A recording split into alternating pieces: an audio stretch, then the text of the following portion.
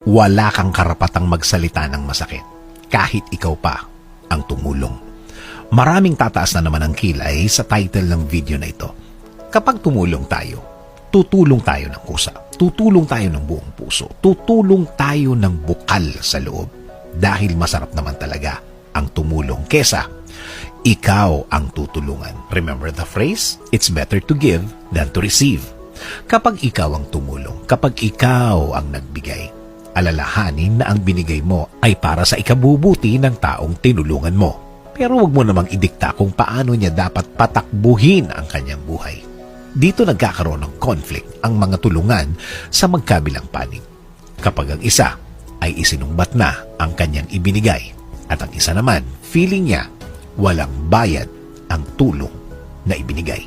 Nagiging problema lang naman ang tulungan kapag ang feeling ng isa ay nagiging obligasyon na sa kanya ang tinutulungan niya. Ina-adjust na niya ang lahat para lang matulungan ang tinutulungan niya. Kapag may nasasakripisyo na, maghahanap ka na ngayon ng kapalit ng ibinigay mo.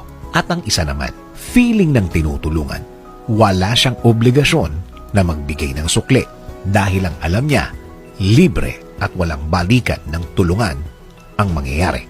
Ang tanging obligasyon ng tinutulungan ay pagbutihin niya ang buhay niya.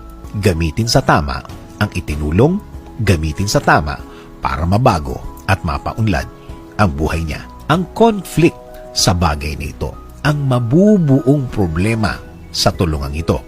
Asahan mo, mahabang panahon ang gugugulin hanggang sa maging personalan na ang usapan. Hanggang ang mga nasasaktan na ay hindi na dapat nasasaktan dahil hindi naman sila kasali in the first place sa naging usapan.